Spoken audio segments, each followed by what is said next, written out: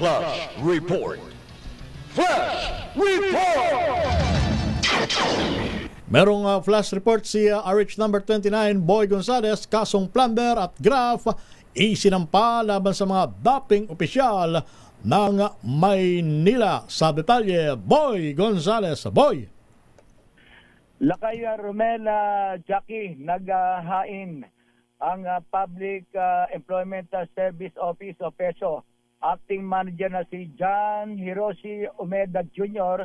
na mga kasong kriminal at administratibo sa tanggapan ng Ombudsman laban sa dating opisyal ng lungsod ng Maynila dahil sa umano'y maling paggamit ng mahigit sa 300 at 19 na milyong piso na pondo ng pamahalaan.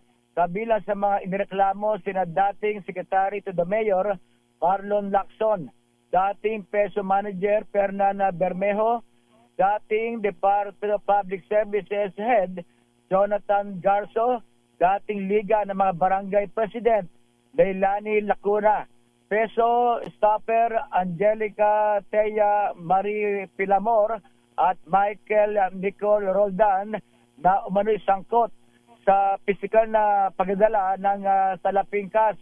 Inahain ang mga reklamo sa ilalim ng administrasyon ni Manila City Mayor Isko Moreno Dumagoso na tanungkulan noong June 30, 2025 at nag-utos na masusing pagripaso sa mga record ng PESO kasunod ng mga ulat ng nawawalang dokumento at irregular na paglalabas ng pondo. Ayon sa reklamo, nag-ugat ang mga umano'y paglabag sa pagpapatupad ng kasama o kalinga sa Manileño Program, isang employment program noong panahon ng pandemya na ipinagpatuloy kahit matapos ang COVID-19 at kinasasangkutan ng malalaking cash advance para sa pasahod.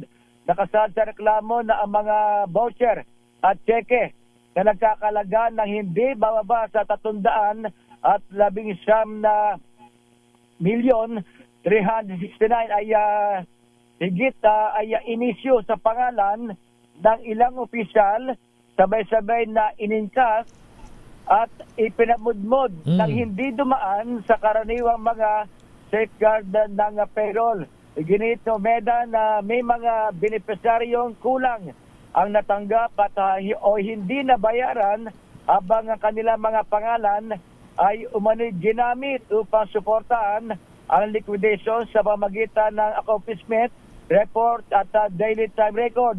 Bilanggit din sa reklamo ang money pamameke ng mga payroll document at liquidation report upang bigyang katwiran ang paglabas ng pondo. Gayon din ang di otorisadong kalta sa sahod na nakalaan sana para sa mga benepisaryo.